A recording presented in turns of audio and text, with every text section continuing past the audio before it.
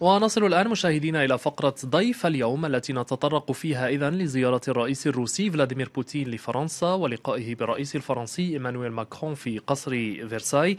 ضيفي وضيفكم اليوم هو السيد يوسف الهلالي الصحفي والمحلل السياسي. سيد الهلالي أهلا بك على قناة فرانس 24. إذن كما شاهدت تحدثنا مع مفادنا الخاص إلى قصر فيرساي وقلت البراغماتية ربما هي عنوان هذا اللقاء بين بوتين وماكرون. من المؤكد ربيع رأينا أن العلاقات الفرنسية الروسية عرفت برود خلال مرحلة الرئيس السابق فرانسوا هولاند، ورأينا كذلك كيف أن بوتين راهن على فرانسوا فيون زعيم الذي كان مرشحا باسم الجمهوريين، وكذلك على مارين لوبين التي استقبلها. وبالتالي فإن فلاديمير بوتين وضع كل بيضه كما يقال على مرشحين لم يتمكن من النجاح في الانتخابات الرئاسية. ونعرف أن إيمانويل ماكرون له مواقف أوروبية واضحة مع أوروبا وإعادة بناء الأوروبي وإعادة الأمل إلى أوروبا، كذلك مع التحالف الأطلنطي.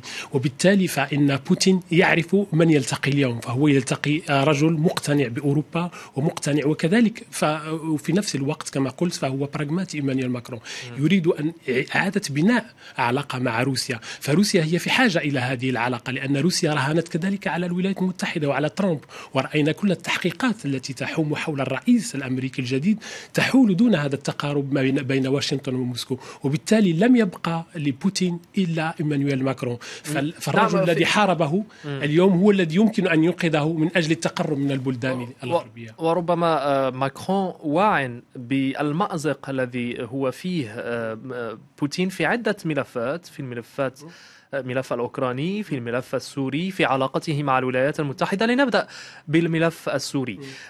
ربما فلاديمير بوتين أصبح رهينة للرئيس السوري بشار الأسد، لأنه لا يمكنه اليوم الضغط أكثر على الرئيس السوري.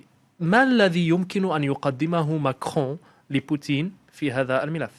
طبعا كما قلت فإن فلاديمير بوتين هو رهين النظام السوري، ولكن هو رهين كذلك لإيران وحزب الله، يعني حلفاء النظام السوري. وبالتالي روسيا فهي في حاجة إلى البلدان الغربية التي وكذلك حلفائها الذين غادروا طاولة المفاوضات. وبالتالي من أجل حل حقيقي للأزمة السورية لابد من كل الأطراف. وبالتالي رأينا مدى رغم القوة العسكرية التي استعملتها روسيا من أجل تسهيل مهمة النظام السوري، فرغم ذلك فهي في حاجة إلى حلول سياسية من أجل إنقاذ سوريا. وبالتالي هذه الحلول لا يمكن أن تقدمها إلى فرنسا. فرنسا نعرف بثقلها سواء داخل الاتحاد الأوروبي وبقدرة كذلك الأوروبيين على التمويل كذلك في نفس الوقت، وبالتالي إعطاء آفاق سياسية لهذه الأزمة. رأينا كيف أن هذه الأزمة وصلت إلى الباب مسدود في غياب فرنسا وباقي البلدان الغربية. نعم، والتقارب الألماني الفرنسي الواضح ربما يكون يأتي بثقله في هذا الملف أيضا. من المؤكد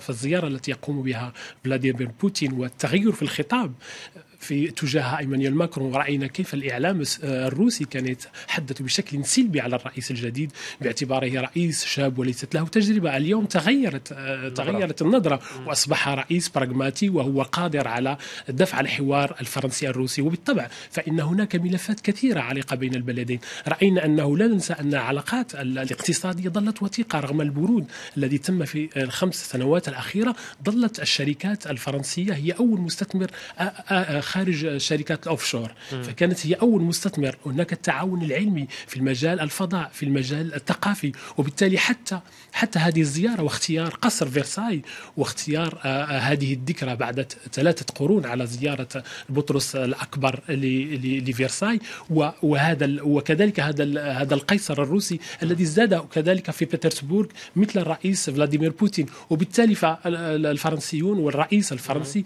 يلعبون على الرموز من أجل إعطاء دفعة جديدة لهذه العلاقات التي هي علاقات قوية على المستوى الاقتصادي. فكل الشركات الفرنسية الكبرى متواجدة بروسيا ولم تتأثر بهذا البعد. ورغم هذه العلاقة الوطيدة الاقتصادية الوطيدة بين فرنسا وروسيا، فرنسا تؤيد العقوبات الاقتصادية المفروضة على روسيا، وهذا ما يزعج فلاديمير بوتين. هل يمكن أن يكون هناك تغير في المقاربة الفرنسية مع الملف الأوكراني؟ فلا أعتقد أن سيكون تطور سريع وكبير حالا، لأن فرنسا لا يمكن أن تضحي بالاتحاد الأوروبي وبحلفائها الأوروبيين خاصة ألمانيا وبالحلف الأطلسي من أجل التقرب إلى روسيا. فروسيا ما تطمح، تعرف كذلك هذا الوضع الذي توجد فيه الدبلوماسية الفرنسية، وبالتالي كل طموح روسيا هو أن تلعب فرنسا من تقريب وجهات النظر بين الأوروبيين وبين موسكو وكذلك وكل البلدان الغربية. وبالتالي فرنسا ودبلوماسيتها لا هذه القدرة، وبالتالي فإن بعد أن انغلق باب واشنطن بفعل الوضع الذي تعرض له الرئيس الجديد دونالد ترامب، لم يبقى أمام فرنسا إلا باريس كبوابة من أجل تلطيف العلاقات مع البلدان الغربية ومن أجل إيجاد حل كذلك الأزمة الأوكرانية. فالأزمة الأوكرانية هي الأخرى في الباب المسدود.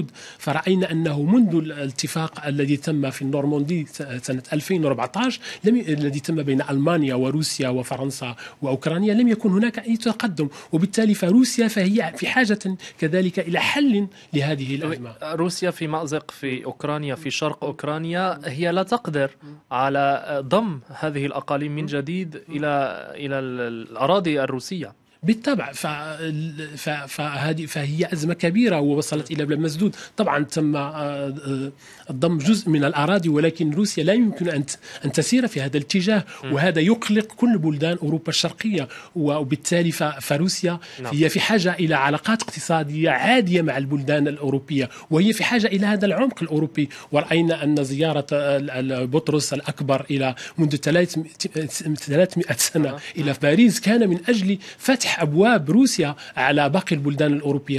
فروسيا في حاجة إلى بلدان أوروبا ولا يمكن أن تصطدم كل الوقت معها. سنرى نتائج هذا اللقاء بين الرجلين ماكرون وبوتين، لكن لحد الآن وبعد نهاية أسبوع كان حافلا باللقاءات بالقمم، كيف تقيم بدايات إيمانويل ماكرون الدولية كرئيس لفرنسا؟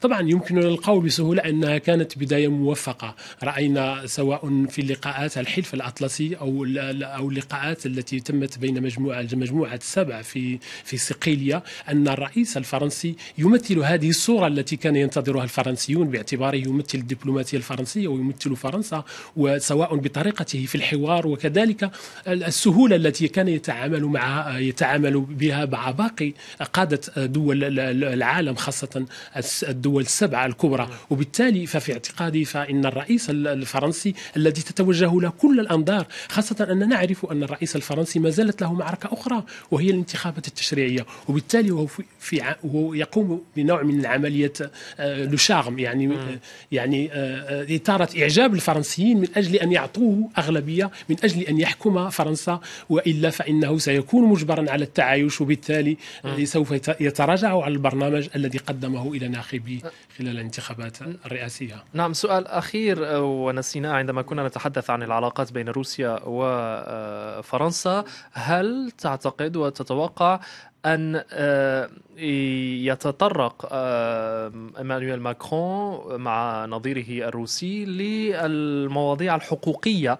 ونعرف الجدل الكبير الذي هو الآن في فرنسا حول حقوق المثليين في الشيشان. طبعا فهذا الموضوع مطروح وطرحته كل وسائل الإعلام، وتمت هناك اتصالات بالرئاسة الفرنسية من أجل طرح سواء الوضعية الحقوقية والوضع في سوريا وفي الشيشان. وبالتالي فإن طبعا هي من المواضيع التي يمكن أن تثير الجدل أو أن تؤدي إلى التباعد بين الطرفين، ولكن الرئيس الفرنسي وفي إطار تقاليد الدبلوماسية الفرنسية هو مجبر إلى حد ما إلى طرح هذه المواضيع وإيجاد حلول مع روسيا. وأظن أن روسيا هي في حاجة إلى فرنسا، وبالتالي فهي ستقدم تنازلات في هذا الاتجاه من أجل التقرب إلى فرنسا وباقي بلدان الغربية. شكرا لك سيد يوسف الهلالي الصحفي والمحلل السياسي على حضورك معنا. شكرا لك.